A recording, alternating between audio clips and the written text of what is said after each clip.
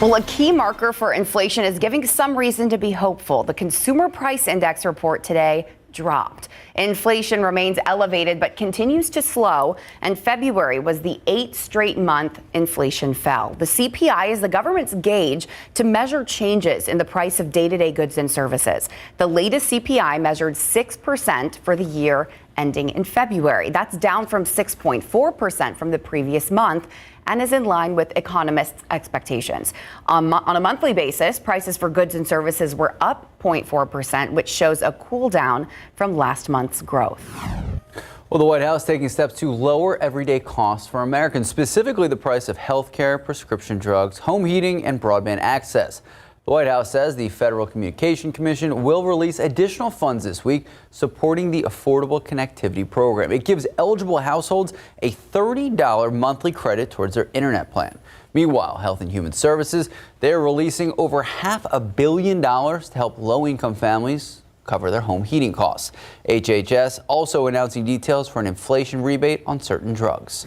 The Justice Department is suing Rite Aid for allegedly violating the Controlled Substances Act and contributing to the opioid epidemic. According to the lawsuit, the DOJ says from May 2014 to June 2019, Rite Aid, quote, knowingly filled unlawful prescriptions for controlled substances with red flags, end quote.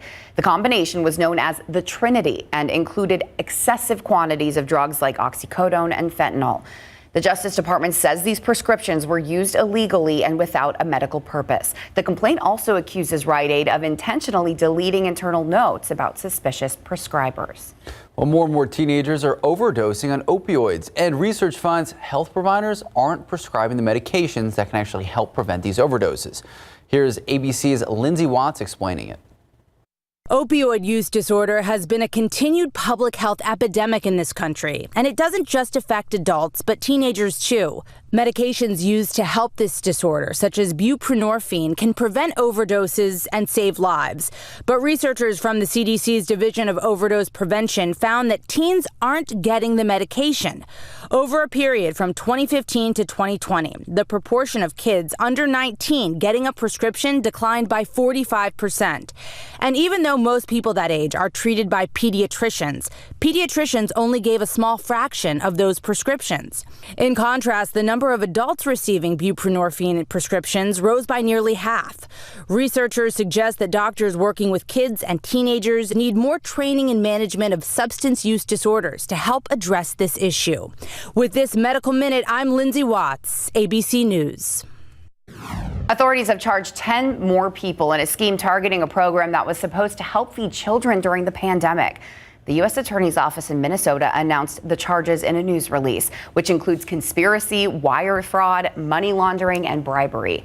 Officials say the defendants participated in a massive scheme to defraud the federal child nutrition program, allegedly stealing $250 million from the Minnesota-based Feeding Our Future nonprofit. According to investigators, the people accused misappropriated the funds instead of using them to make sure underserved children received adequate nutrition. The Department of Justice had already charged 47 people in the alleged scheme back in September. Well, it is Sleep Awareness Week, and if you're scheduled to get a vaccine for either COVID or the flu or something else, sleep could be critical to the effectiveness of the shot. That's a takeaway from a new study that found not getting enough sleep, get this, may decrease the vaccine's impact, especially for men. Researchers found that sleeping less than 6 hours the night before getting the shot, that can actually limit the body's response to the vaccine. That would result in reduced protection against the virus or bacteria. According to the authors, good sleep not only amplifies but may also extend the duration of protection from the vaccine. The study found the impact of poor sleep on immune response to a vaccine was only scientifically relevant in men. Well, U.S. officials are launching a new program to ward off ransomware attacks. The new program identifies organizations that are exposing vulnerable software through public Wi-Fi. Those public Wi-Fi areas, like in stores, the airport, or other public places, makes hackers' jobs significantly easier. The new warning system is designed to minimize the impact of hacking campaigns that capitalize on commonly used software. It's the latest in an all-out push by the Biden administration to curb the threat of ransomware, which has crippled crippled hospitals, schools, cost organizations up to billions of dollars. Officials have also sanctioned cryptocurrency exchanges, arrested accused perpetrators of attacks, and warned broad sectors of the economy to raise their cyber defenses. But while overall payments of ransoms are down, criminal groups continue to claim U.S. victims on a regular basis. All right, we're back here at home taking a look outside. 65 degrees. There's some clouds out there. 65 is fine. Did you make it outside at all yesterday?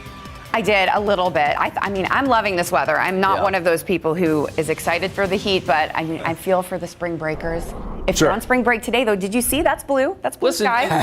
It wasn't bad yesterday. It wasn't bad today. It's a little on the cool side, sure, Right. but it's again the end of the week that doesn't look so nice. It gets maybe a little too cold for all of us. We could see a little bit of precipitation as well. I want to show you the temperatures across the state right now. It's cool no matter where you go. 47 in Amarillo is one of the cool spots, as it often is. 63 out in El Paso, 55 in Dallas. You got 73 in Brownsville, but even along the coast this hour, it's still in the 60s. So I would imagine it's a little chilly if you're at the beach. We have plans to go to the beach today. And the big picture shows we've got some really cold stuff up across places like Chicago, Minneapolis, Cleveland, sitting at 26, 35 in New York City with some snow falling at this hour. It's still Miami that is the warm spot, 81 degrees there. And as we look at travel delays, not many, at least not at the major hubs, but San Francisco is reporting a delay. It's been that way for the last couple of days. Very heavy rain and wind there will cause some delays at the airports, but none around here in Texas as far as delays go. Right now, we've got 64 degrees at the airport, mostly cloudy. Dew point is at 41. In your KSAT 12-hour forecast, we'll see temperatures level out a little bit this afternoon, mostly cloudy, 66 your high temperature, and then down into the low 60s this evening and eventually 50s by tomorrow morning. More clouds tomorrow, and then we start to talk about some of those big changes, especially as we get into Thursday. More on the timing of that cold front coming up in just a few minutes. All right. Thank you, Justin. A driver using an ingenious method to survive while being stranded in a snowstorm. How the plan was inspired by something, guess what? He saw on the news. Wow. Well, a woman is out $1,000 after falling victim to a scam. How crooks were able to convince her that a family member's life was in danger. That's coming up.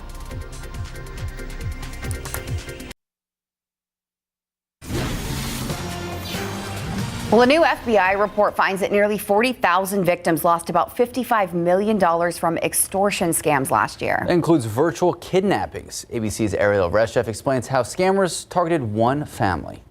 An urgent warning from a woman who says she fell victim to an alarming scam known as virtual kidnapping. This was like the realest, scariest moment of my entire life. I was terrified that he was going to kill my sister. Beth Royce tells us her experience left her so shaken, she took to TikTok to alert others. The video now with more than 6 million views. I was awoken this morning at 7:20 a.m. roughly to a phone call from my sister. Like it was her contact. It was her face that popped up on my phone. It looked exactly like my sister was calling. In her case, Beth said thieves hijacked her sister Kayla's actual number, the caller claiming to be holding her hostage, demanding money to free her. He sounded really erratic, so he was yelling at me a lot. He said, "You're not going to tell anyone. You're not going to call the police. Don't tell a soul or I'm going to shoot your sister." Beth seen on home security footage while on the phone with the man for 15 minutes. She alerted her mother, who was staying at her house. She was mouthing to me, "They got Kayla, they're going to kill her." Beth's mom says she immediately called police and her daughter Kayla's phone to see if she would answer. She's like, "Where are you? Are you real?" And I was like, I'm in my house in Seattle. I'm going to pay you right now. Meanwhile, outside, Beth is still on the line with the man. So panicked, she transferred $1,000 for what she thought would secure her sister's safety. It went all the way through. But after sending the money and police arriving, Beth realized it was all a hoax. My mom said, "I have Kayla on the phone," and I muted myself and I yelled into my mom's phone, "Kayla, are you there? Are you okay?" And she's like, "Yes, I'm fine." And then I was like, "Then who does this guy have?" Because it sounded so real. And she said, "I don't know." Authorities warn these scammers can spoof a legitimate number from your contacts, and they'll go to great lengths to stoke fear, keeping you on the phone until you agree to send a payment. The whole idea is to keep your anxiety so high you won't think logically about whether this is real or not and pay the money. It was Ariel Reshef reporting terrifying situation. Yeah, for sure. Well, glad everyone's okay. Absolutely. All right, taking a live look out there. 66 degrees. We know so many people on spring break right now, Justin. Yeah. We've been hyping up the kayaking at Elmendorf and Long Lake for the last 2 weeks. Not an ideal day to do it. I mean, not ideal, but there's still I would still do it. Okay. I would still I'll do see it. you out there. Yeah. Listen, there's a lot of people that love 60s and a little bit of sun. I mean, it's really not too bad. Courtney's raising her hand. My fave. 64 degrees so far today, 50 the low. Records are 96 and 27. So it could be so much worse. That was set back in 2008 and 1993, respectively. We'll look at the 7-day forecast, which has some ups and downs coming up.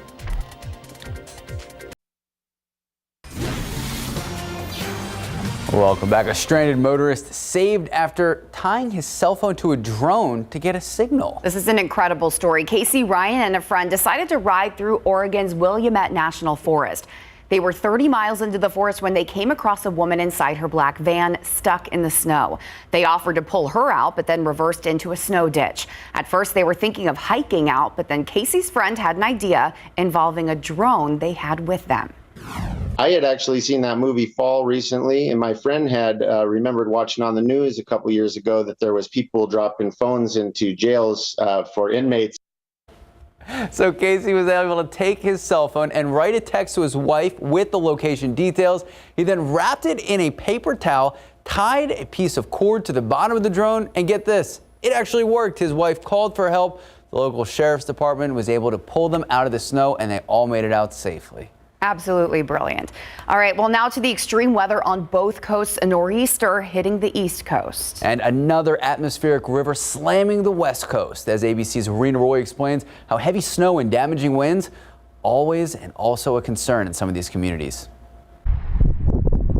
Coast to coast, millions of people bracing for dangerous weather. At least 26 states under weather alerts, parts of California facing yet another atmospheric river, one the National Weather Service is calling a direct threat to life and property. A rare high-risk warning for flash flooding from Ventura County to Santa Barbara and north to Big Sur. The Los Angeles County Fire Department rescuing 6 people that were trapped on a riverbed, multiple helicopters used to pull victims to safety. Rescuers searching through the night. The Salinas River overflowing and flooding agricultural fields. In Monterey County, nearly 2,000 people evacuated when a levee failed in the last storm. Residents may not be able to return for weeks, some not able to make it out in time. Across the country on the East Coast, some states getting slammed with a nor'easter. ABC's Trevor Alt in Boston. This storm is really just getting going here, but it's certainly already unpleasant. They're getting ready to get all of this salt deployed on the roads here as soon as this converts into snow. Heavy snow expected from New York to Maine, 2 feet possible in some higher elevation areas. High winds also a concern. 30, 40, 50 mile per hour winds that could impact flights from New York City to Boston, anywhere that you see kind of in that pink and blue. And just to give you an idea of how widespread this extreme weather is, more than 90 million people are on alerts for flash flooding, heavy rain, snow, and damaging winds. Rena Roy, ABC News, New York. All right, so I know both coasts are getting slammed with their respective weathers.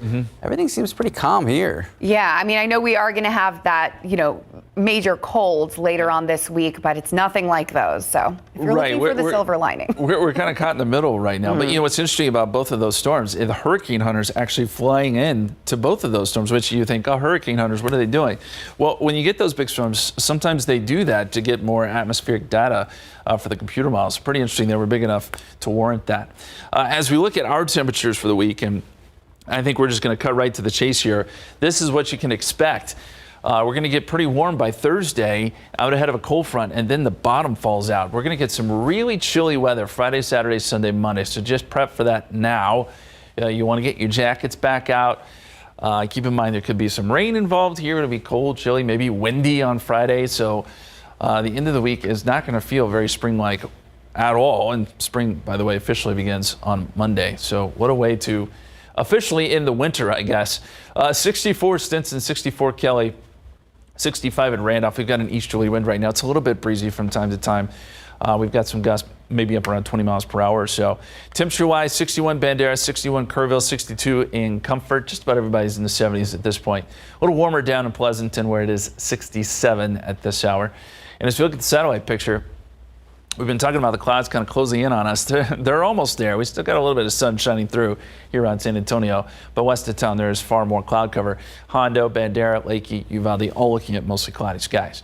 And then you'll see partly cloudy conditions as you go east and northeast of town. The bigger picture here, clouds line up from San Antonio up north to Oklahoma City. There are a few showers to our north, none of which will make it here.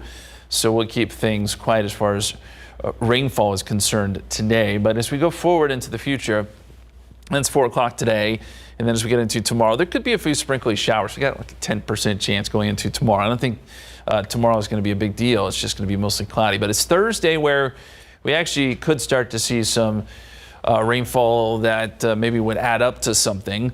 Some light stuff in the morning, but a few showers, maybe even a few thunderstorms by midday. Then we get some clearing. Sun pops out Thursday afternoon, which would warm us up. But then here comes a cold front. It's along the front where we're going to start to see storms. By 10 p.m. starting to move into the hill country. And by 2 a.m., here they come into San Antonio. This, again, 2 a.m. Friday. And this is where we could start to see a few strong storms as well. Then by 7 a.m. Friday morning, we're seeing a few lingering showers, but the bulk of the rain starting to push east. As far as severe weather is concerned, we're in the scattered risk. So if you think on a scale of 1 to 5, we're at about a 2. Hail and gusty winds would be the main threat. Again, this is late Thursday night, early Friday morning when we could see some of the stronger weather. And then isolated stuff, even as far west as Crystal City, Uvalde, and Leakey. So this is stuff we'll be watching very closely. Of course, KSAT weather app will keep you up to date. We'll be here for you if these storms develop, and it looks like they will. It'll be a large portion of East Texas that will be under the gun late Thursday night into early Friday morning. So let me lay it all out for you here in the 7-day forecast. 70 Wednesday, 80 Thursday. Here comes the front, 40% chance of storms, and then turning windy on Friday. There's a chance of a few showers early, but it's chilly, it's windy, 49, 52 Saturday, mostly cloudy. There's a small chance for shower, but the better chance of rain kicks in Sunday into Monday. And this is where we're looking at a cold rain here in San Antonio. Highs only in the 40s, cloudy, damp, and there could even be a few snowflakes mixed in across the hill country. Not a big deal, shouldn't cause any travel issues, but it's something we should mention. And we'll have more on that as we get a little bit closer. But stay tuned, as I said, to the KSAT weather app. We'll have updates throughout the week. We'll be right back. Welcome back. So South by Southwest continues today in Austin. Have you ever been? I have. I lived in Austin for years, and it was amazing, and it's even bigger now. All right, so one of the I've never been. I need to make it out there. Very jealous of RJ and Andrew. So one of the highlight events is the Creative Industries Expo, all about cutting edge tech, design, health, and of course, wellness. And organizers say they're ready for an even bigger crowd than they experienced last year with Chopped Out, around 25,000. Hundreds of people will come together to collaborate and share their discoveries. More than 24 countries. Is that RJ? Yeah, it wasn't. More than 24 countries and hundreds of companies are represented. And of course, we are on the ground out South by Southwest in downtown Austin. Yeah, the world premiere of highly anticipated film Problemista was held last night, and we were on the red carpet for the big event. We know that KSAT's RJ Marquez and Andrew Wilson had a ball. They spoke to the stars of the film. One includes San Antonio native James Scully. We also spoke to a local director who's debuting his horror comedy short film called The Dead Enders at the festival. All right, we're going to have those stories later today in our 5 and 6 newscast. And of course, don't forget to subscribe to our KSAT YouTube page, live streams. That includes the red carpet from last night's premiere. You can find all the latest coverage from Andrew Wilson and RJ Marquez right now on KSAT.com. Well, we're getting closer to Fiesta, and if you're planning ahead, you can get your tickets to join our KSAT viewing parties for the Battle of Flowers and Fiesta Flambeau parades. Tickets for both events on sale right now. Battle of Flowers daytime parade set for April 28th and Fiesta Flambeau night parade on the 29th. If you buy our KSAT Fiesta party tickets, you get assigned grandstand seating to watch the parade, 2 tacos, a drink, and a chance to meet your favorite KSAT personalities, and a chance to experience a live broadcast. To find out more about the tickets, just head to KSAT.com. Yeah, come hang out with us, and we'll see you after the break.